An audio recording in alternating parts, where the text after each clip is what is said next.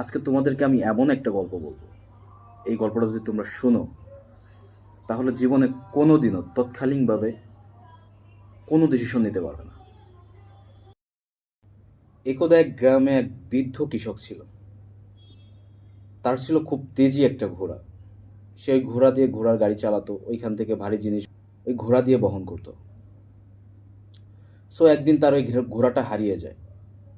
তো প্রতিবেশীরা খুব দুঃখ প্রকাশ করে এবং তাকে বলে যে, আহা, আপনার কপালটা তো খুবই খারাপ, আপনার এত সুন্দর একটা ঘোড়া ছিল, ঘোড়াটা হারিয়ে গেল।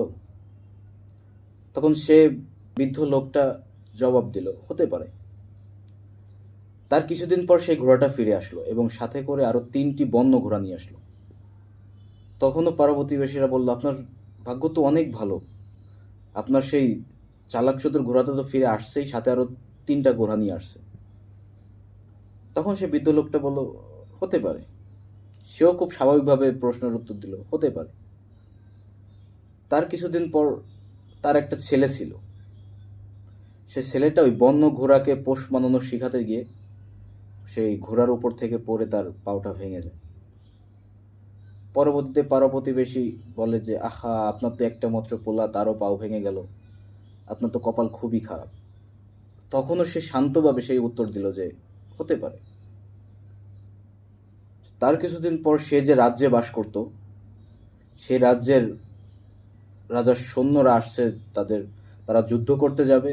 সো ওই গ্রাম থেকে প্রতি বছরই ছেলেদেরকে ধরে নিয়ে যাওয়া হয় যুদ্ধ করার জন্য। তখন সে বৃদ্ধ লোকের ছেলেটাকে ছেড়ে দিল, কারণ তার পা ভাঙা ছিল। তখন আবার পাড়া প্রতিবেশী আসলো, এসে বলল যে, হা, তোমার তো কপাল অনেক ভালো, তোমার ছেলে পা ভাঙা বলে নিল না। সো আমরা এই গল্পটা থেকে এটাই শিখতে পারি যে মানুষের জীবনে যাই ঘটুক না কেন, সাথে সাথে কোনো ডিসিশন নেওয়া ঠিক না। জীবনে প্রতিটা ঘটনাই তাৎক্ষণিকভাবে বলা যায় না ভালো না খারাপ, সেটা বদলাতেও পারে। সো শান্ত এবং ধৈর্য ধরে থাকাটাই মূল জ্ঞান।